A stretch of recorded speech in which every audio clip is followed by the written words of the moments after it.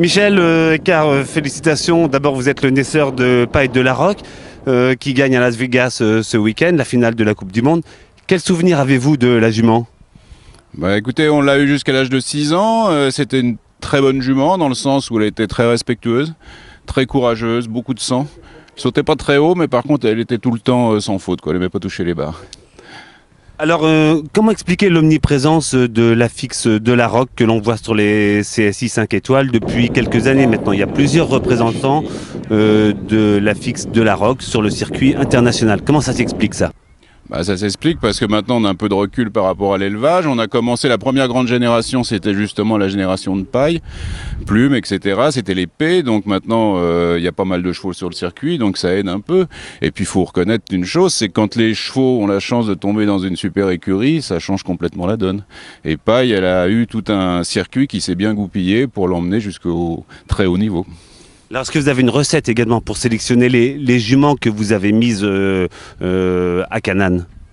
Une recette non, mais on se base un peu sur les souches maternelles, ça c'est sûr.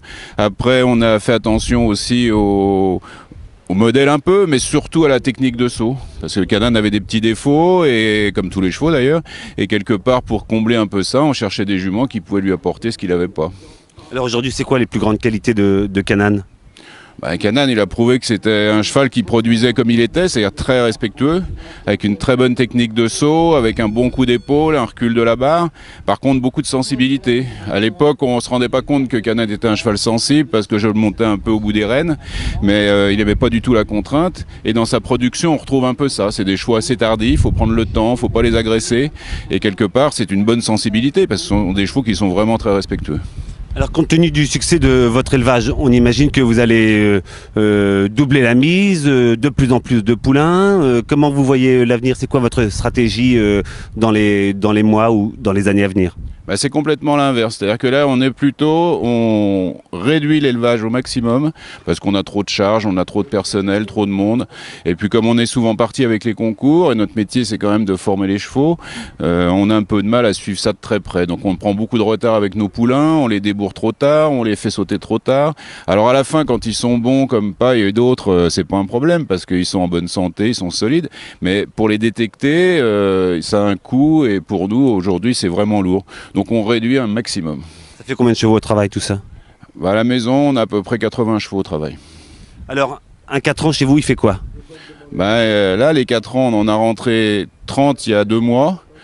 On les a débourrés, donc ils sont tout juste débourrés, ils commencent à être montés dans le haras, se promener, et ils ont sauté 2 ou 3 fois en liberté. Voilà où ils en sont. À 5 ans, il fait quoi? Alors ceux-là, en général, quand ils commencent à aller bien, on les fait sauter un petit peu. Ensuite, on les met sur des petits parcours. Et quand ils arrivent à faire ça correctement, on les met dans le camion, on va chez les copains, à droite, à gauche. Et puis on essaye de leur montrer un petit peu ce qui peut se passer en concours. Et puis quelquefois, ils font un peu de concours. À 6 ans, ça devient sérieux? Non, sérieux non, c'est pas le mot, mais là, il continue à faire un tout petit peu de concours, et puis on profite justement des tournées comme ce qu'on fait en général, l'Espagne et le Portugal pendant l'hiver, pour emmener un peu les sujets qui sont vraiment en retard, pour continuer de les former, les faire avancer. L'avantage de ces tournées-là, c'est qu'on peut mettre un 7 ans dans les 6 ans ou dans les 5 ans, et le lendemain le remettre dans une autre épreuve, donc c'est très souple et très pratique pour nous. Alors aujourd'hui, vous vous préparez à transmettre le flambeau à votre fille Adeline, qui perce là? Ouais, alors l'élevage, je sais pas du tout parce que ça c'est pas son truc pour l'instant. Par contre, au niveau sportif, elle commence à bien se débrouiller. Elle a eu plein de résultats en Espagne et au Portugal. Ça a été vraiment révélateur de son petit talent et puis de son travail bien sûr. Donc, on essaye de l'encourager, de la suivre et de faire en sorte que ça devienne une cavalière. Et vous, quand est-ce qu'on vous voit sur des épreuves importantes?